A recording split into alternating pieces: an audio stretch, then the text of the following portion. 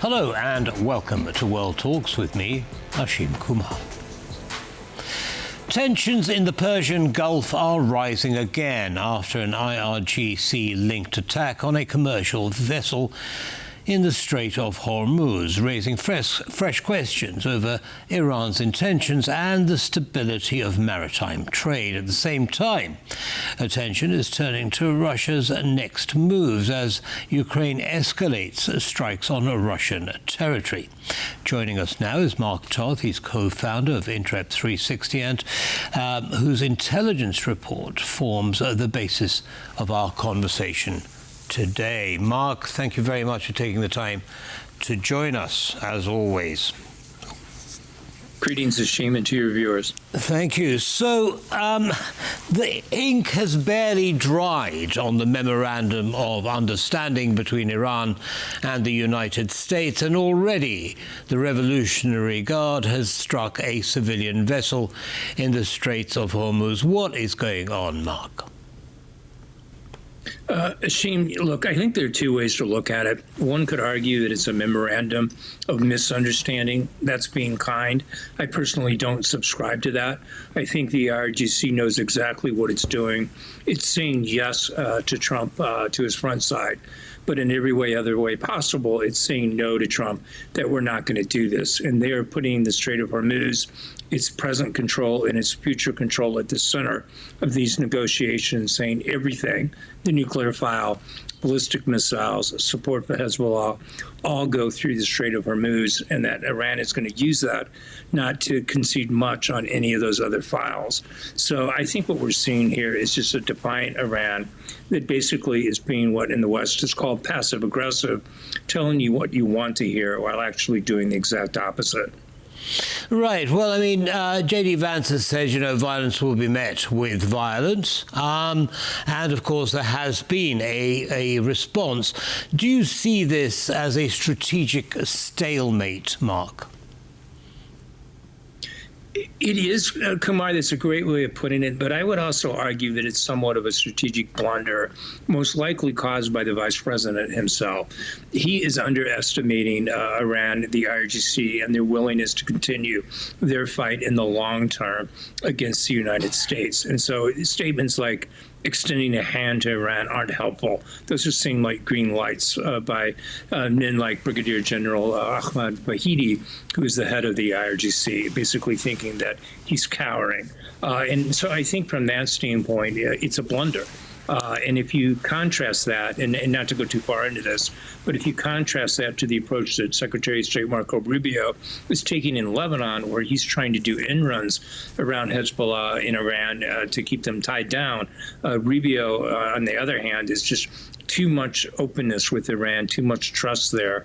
And yes, violence may be met with violence, but in many ways, in my opinion, J.D. Vance invited this violence, but being too soft on Iran.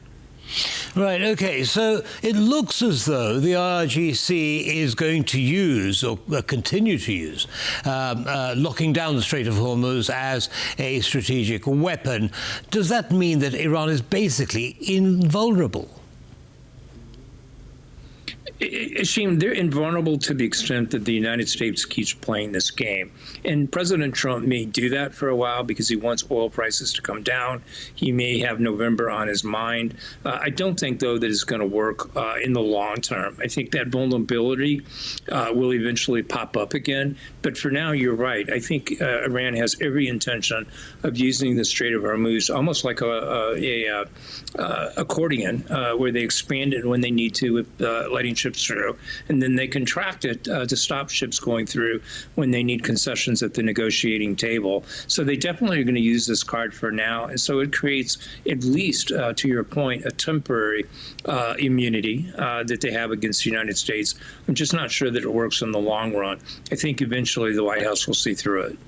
Right, but also in the long run, there is another consideration, is there not, Mark? And that is, we should draw a distinction between the Revolutionary Guard and the Iranian government and the Ayatollahs. Who holds the power, to actually stop this kind of behavior?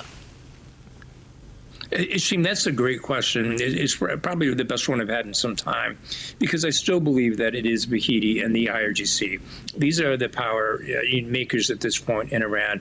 The supreme leader is there in theory. He's there in ideology. But it's the IRGC that controls the decisions. And we're seeing that. If the political leadership were truly in power and being able to back up their words of what they're saying, and by political leadership, I mean men like Mohammed Bakr Ghalibaf, the Speaker of the Iranian Parliament, who talks peace. If he were really in charge, you wouldn't be seeing these arbitrary attacks by Iran, for instance, on that Singapore flagship, the Ever Lovely. But you are. So that's telling you that they may be the front of these negotiations, but the real power is exactly the IRGC. And I'm not so sure, just as a quick aside here, that the political side isn't working in cahoots, if you will, or in partnership, if you will, with the IRGC. And this is just kabuki theater that we're witnessing here, that one side is saying what we want to hear, while the other side is very intent on making sure that never happens. Right, it's a good cop, bad cop routine almost. Now, exactly. Now, in terms of alternatives to the Strait of Hormuz, do you anticipate that in the near future there will be an alternative, and Iran will lose that leverage? You know, the Gulf states certainly are looking into that. The problem is, if you look at the topography of, places like Saudi Arabia, where alternative oil lines would have to go through, it's easier done on top of soil, which makes it easy and prone and vulnerable to drone and ballistic missile attacks. So if you do these lines across that, that creates a problem. To bury it would obviously be, a geological issue. They would take a lot more time to do it, and you would still have vulnerable points, along the way. So I do think, the Gulf states are motivated. They already have one such pipeline that crosses Saudi Arabia into the Red Sea to do those type of shipments of oil. And I think you'll see more of that. There's also another one that extends southward from the United Arab Emirates into basically the Indian Ocean. That's another alternative. I suspect you'll see more of that. But it's not happening tomorrow, certainly. Now, shifting continents, Russia, Putin isn't having a particularly good time at the moment. There are deep strikes into Russia from Ukraine. Crimea is facing a state of emergency. People are, desperate to get out of Crimea. Putin is looking for options to make mischief. Could one of his options be somehow dragging attention away from Russia and connecting to what's happening in the Middle East? Putin is certainly panicking right now. As I wrote in The Hill with John Sweet a couple of days ago, he may meet his end in Crimea. If it becomes untenable, he doesn't, Ukraine doesn't even have to seize it. But if it becomes untenable and the Russians can't use it and are forced to effectively evacuate it in many regards, I'm not sure that Putin can politically survive that.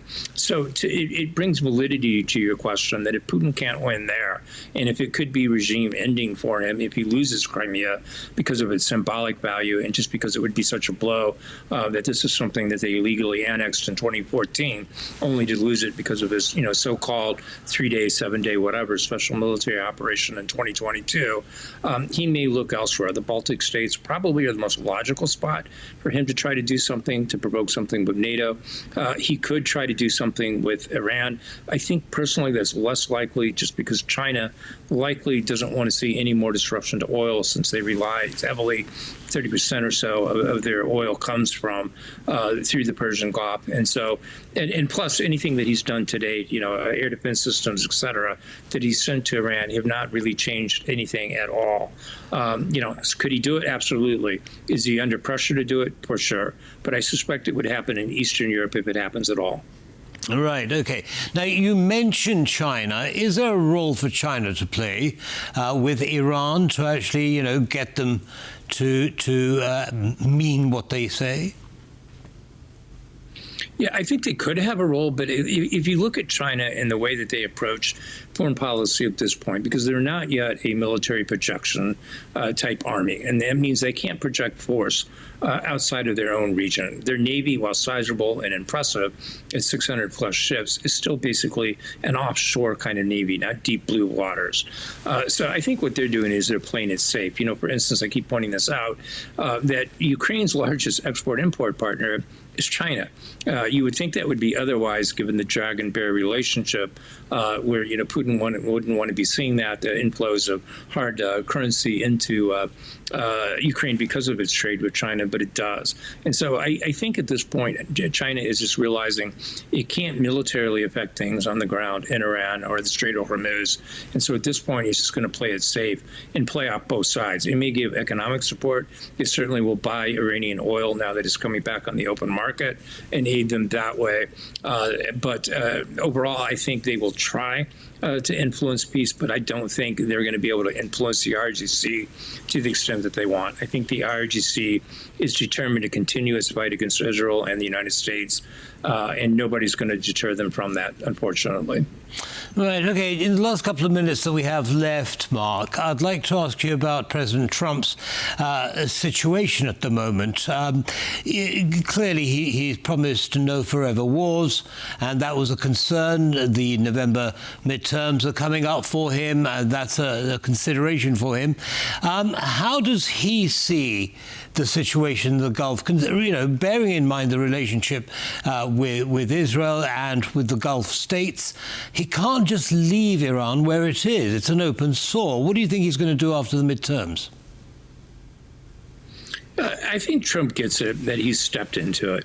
I don't disagree overall strategically with what he was trying to do. It was a very real threat, Iran's nuclear weapons program, and it needed to be deterred.